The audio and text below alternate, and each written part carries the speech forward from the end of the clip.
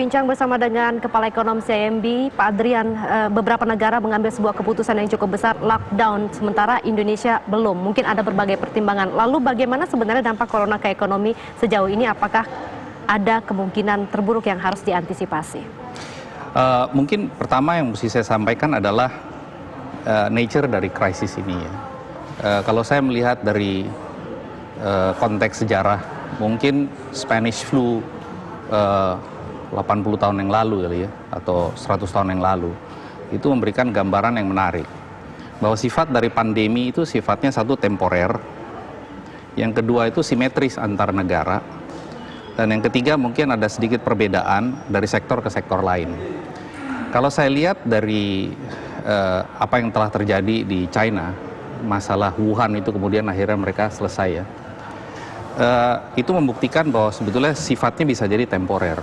Satu, kalau saya lihat dari perkembangan di pasar modal, apa yang terjadi di Amerika Serikat, di London misalnya, atau di Shanghai, di Nikkei, atau misalnya di Jakarta, more or less sebetulnya magnitude-nya sama. Jadi simetris antar negara. Saya ambil contoh misalnya S&P 500 atau Dow Jones, mereka sudah kembali ke pertengahan tahun 2017 sebetulnya indeksnya. Kalau kita lihat London FTSE, wah lebih buruk lagi sebetulnya. Saya nggak tahu tuh, mungkin terburuk setelah 6 tahun terakhir atau 7 tahun terakhir.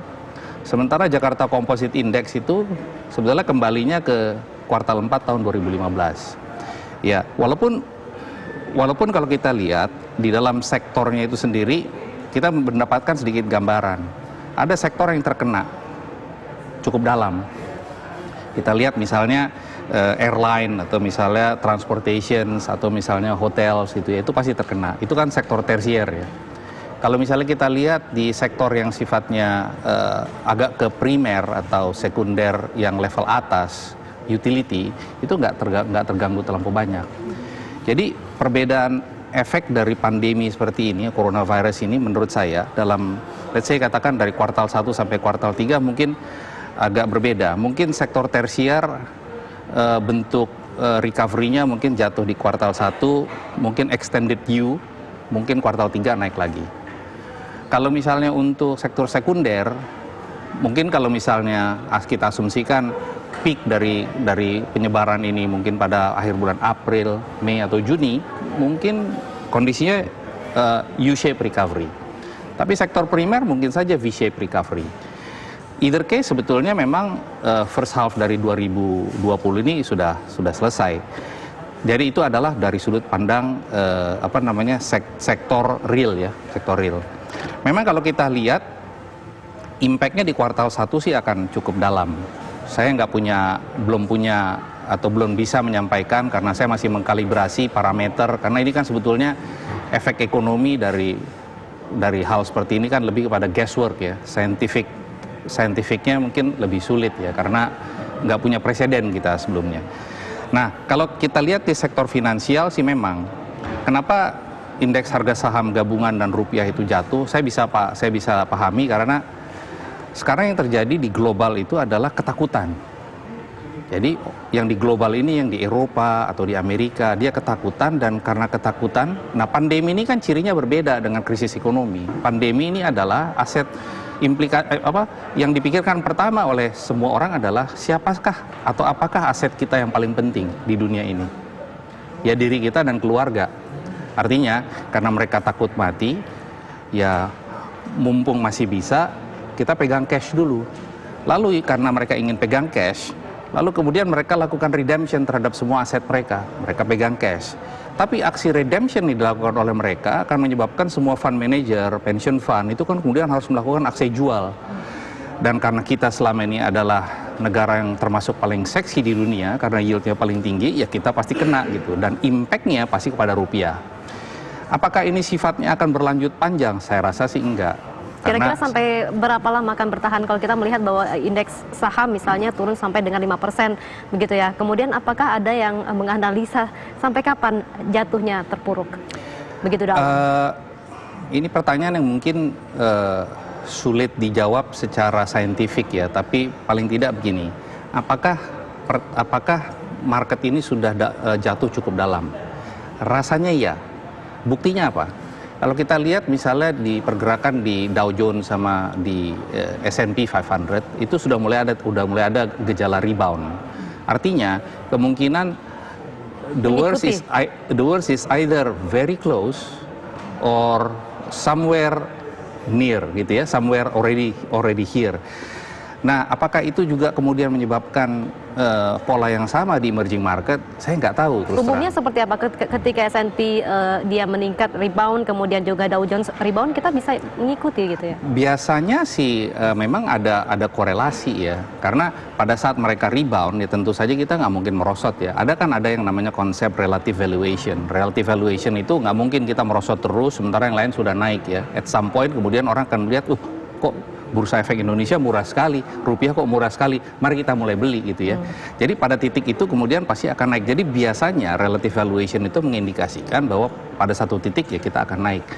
Nah, disitulah sebetulnya peran dari liquidity injection ke dalam perekonomian itu harus dilakukan. Nah, itu adalah dimensi pertama yang ingin saya sampaikan. Kalau misalnya ada pertanyaan terkait misalnya, lalu kemudian berapa efeknya terhadap GDP? Wah, itu sulit dijawab karena banyak orang sudah berspekulasi katanya, ada yang bilang mau 3, ada yang bilang 3,5, ada yang bilang 4 atau 4,5. Itu kan semuanya guesswork semua ya kalau boleh jujur ya. Saya rasa sih mungkin yang pasti tidak 5. 4,5 ya mungkin 4,5 agak ketinggian. Tapi apakah antara 4 sampai 4,5 ya mungkin saja ya. Bisa apakah di bawah 4? Bisa ya bisa enggak, tapi probabilitasnya mungkin tidak terlampau besar ya. Jadi ini semua masih harus dikalibrasi. Mungkin itu kali ya. Baik, Pak Adrian, yang ingin juga saya tanyakan, mungkin juga masyarakat umum menanyakan istilah awamnya seperti ini. Ketika misalnya beberapa negara dia berani lockdown, apa yang membuat negara tersebut berani untuk lockdown, sementara Indonesia setengah-setengah gitu. Nanti kita akan bahas usai jeda berikut. Kabar Khusus akan segera kembali. Baik, kembali kita membahasnya dengan Pak Adrian yang tadi kan ketika beberapa negara Cina, Korea dan beberapa negara lainnya lockdown, apa perbedaan dengan Indonesia kok nggak lockdown? Itu pendapat masyarakat. Begini, sebetulnya basic strategi dari menghadapi pandemi ini kan adalah pilihan antara dua hal yang besar. Yang pertama, saya bilang, itu adalah upaya untuk menekan sebanyak mungkin penyebaran dari virus. Itu A. Lalu B, itu adalah menjaga agar supaya momentum ekonomi tidak jatuh drastis. Jadi di mana keseimbangan antara pilihan A dan B? Kalau dalam kasus China atau Singapura misalnya, mereka bisa melakukan lockdown. Jadi mereka sebetulnya pilihnya A. Tapi in the extreme case lockdown. Kenapa mereka bisa? Ada beberapa prekondisi. Yang pertama itu adalah kantong mereka dalam. Jadi kan pada saat terjadi lockdown, economic activity kan jatuh drastis ya. Mengikuti drastis. Lalu kemudian pada stage berikutnya, mereka akan dorong dan suntik dengan kebijakan fiskal yang masif. Di China misalnya, itu kebijakan fiskalnya mencapai kurang lebih 600 miliar dolar. Mereka punya cukup. Bahkan bisa mau disampai beberapa 1 sampai 2 triliun dolar. Mereka mampu. Di Singapura bisa sampai 10, 11, atau 15 billion US dollar untuk negara sekecil itu. Nah, yang faktor kedua yang lebih penting itu adalah sebetulnya setelah kita melakukan itu, kita juga harus melihat kepada struktur dari ekonomi dan struktur pasar tenaga kerja. Sekarang struktur dari ekonomi kita dan struktur pasar tenaga kerja itu lebih banyak didominasi oleh sektor formal dan informal, yang adalah derivasi dari sektor formal. Seandainya terjadi lockdown, apa yang akan terjadi dengan orang-orang yang bekerja di sektor formal dan non-formal yang penghasilannya itu tergantung pada sektor non-formal dan informal, tergantung pada sektor formal. Ini terjadi pada Indonesia. Nah, ini adalah situasi di Indonesia, bukan situasi di Singapura. Jadi ini tidak memungkinkan kita untuk melakukan lockdown. Ada tekanan mungkin dari pihak mana begitu? Nah, sekarang saya mau sampai pada faktor ketiga. Bahwa di China sama Singapura itu berhasil karena masyarakatnya patuh. Baik, Pak Adrian, sayang sekali kita harus potong sebentar karena ada konferensi pers yang nanti akan disampaikan dari Rumah Sakit Sulianti Saroso. Kita lihat saat lagi. Baik, kita lanjutkan kembali bersama dengan Pak Adrian, kembali kepada lockdown. Kenapa Indonesia tidak melakukan hal serupa dan adakah tekanan dari pihak lain? Oke, tadi kan saya sampaikan sebetulnya pilihan lockdown itu tidak sesuai dengan Indonesia karena faktor struktur dari pasar tenaga kerja dan kemudian kantong dari fiskal kita. Nah, sekarang kita sudah memilih adalah untuk agar supaya penyebaran itu bisa diredam dan pada saat bersamaan momentum ekonomi bisa jalan. Tapi syaratnya ada beberapa. Yang pertama adalah masyarakat itu patuh. Nah, kalau kita lihat sebetulnya anecdotal evidence, masyarakat kita nggak patuh. Banyak di pasar Tebet, misalnya banyak orang masih nongkrong-nongkrong, social distancing tidak ada. Itu kan masyarakat ya. Yang kedua adalah jajaran birokrasi itu harus kompak. Yang saya maksud dengan jajaran birokrasi ini adalah di pusat dan di daerah. Misalnya, ini kan nature dari pandemi ini kan adalah eksternalitas. Dan eksternalitas itu membutuhkan eksekusi yang kuat. Jadi market juga misalnya melihat ada Pemda yang ingin berjalan sendiri. Ada Pemda yang bukannya kerjasama dengan Pemda tetangganya, tapi malah ingin berkompetisi dengan pusat misalnya. Ya ini sih aneh ya menurut saya. Padahal sebetulnya kalau kita lihat dari negara-negara lain, ya Pemda ya mestinya ya ikut gitu ya sama apa namanya direction dari pusat. Nah, aspek politisasi ya dari yang seperti ini tuh sebetulnya tidak membantu masyarakat sama sekali. Dan saya rasa mungkin ini saatnya, mungkin kalau ada niat untuk berpolitik ya mungkin lain kali saja ya, karena masyarakat itu nonton sekarang ya. Dan pasar pun menilai seperti itu ya, ketika ada kebijakan daerah dengan pusat yang tidak sinkron, maka pasar menilai negatif. Oh, pasar menilai negatif seperti itu, karena kita kan sebetulnya berupaya untuk menekan, kan objektifnya tadi kan ada agar supaya momentum ekonomi itu tidak jatuh, dan syaratnya itu ada. Dan kalau misalnya ada Pemda yang seperti itu, ya kita melihatnya ya negatif, karena ini justru tidak membantu pencapaian objektif nasional secara keseluruhan atau market secara keseluruhan agar supaya kita bisa smooth keluar rebound, bukan U-shape, kita ingin V-shape.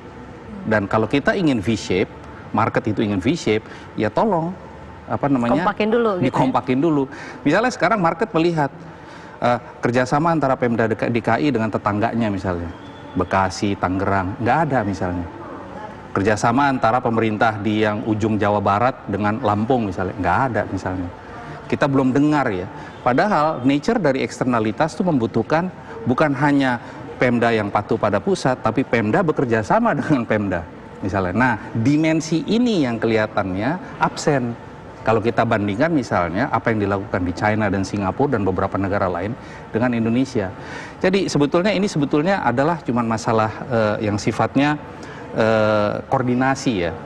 Nah, saya ambil contoh misalnya di Amerika Serikat ada elemen kebijakan fiskal pengeluaran untuk mengendalikan penyebaran virus antar pulau, antar wilayah dan antar negara. Dan bisa dilakukan sebenarnya di Indonesia sistem itu. Sebetulnya bisa dilakukan, tapi gubernur antar negara bagian kerjasama.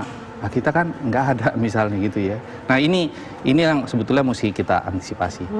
Baik, kalau Anda melihat bahwa sebenarnya bagaimana proyeksi ekonomi kita tahun ini, mungkin ini menutup perbincangan kita ya. Bagaimana proyeksi kalau Anda menilai dan juga para ekonom pada umumnya menilai?